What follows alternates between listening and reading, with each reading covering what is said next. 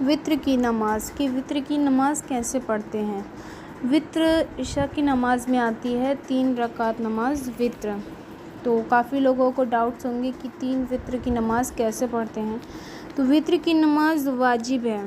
اگر کسی وجہ سے وطر کی نماز کے وقت نہیں پڑھی تو وطر کی قضا پڑھی جانی واجب ہے۔ اب نماز وطر 3 رکعت ہے تو ایک سلام سے ہے۔ 2 رکعت مطلب جیسے پڑھتے ہی ہیں 2 رکعت، جیسے وہی الحمد پڑھ کے، سورہ پڑھ کے، رکوع سجدہ کر کے جیسے 2 رکعت پڑھی جاتی ہے نارملی طریقے سے پڑھیں گے۔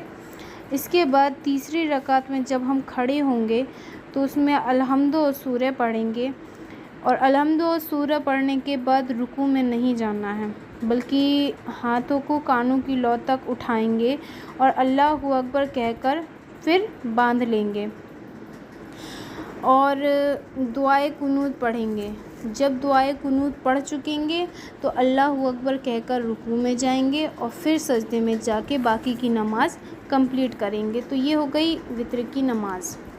دعائے قنوت ہے کہ اللہم انی نستعینک ونستغفرک ونؤمن بک ونتوکل علیک ونثنی علیک الخیر ونشکرک ولا نکفرک ونخلع ونترک من یفجرک اللہم ایاک نعبد ولک نصلی ونسجد الیک نسعی ونحفظ ونرجو رحمتک ونخشی عذابک ان عذابک بالکفار ملحق۔ مسئلہ جو دعائے قنوت نہ پڑھ سکے تو وہ یہ پڑھ لے: اللہم ربنا آتنا فی الدنیا حسنۃ وفی الآخرۃ حسنۃ وقنا عذاب النار۔ اور جس سے یہ بھی نہ ہو سکے تو وہ 3 مرتبہ اللہم اغفر لی پڑھ لے، اس کی وطر ادا ہو جائے گی۔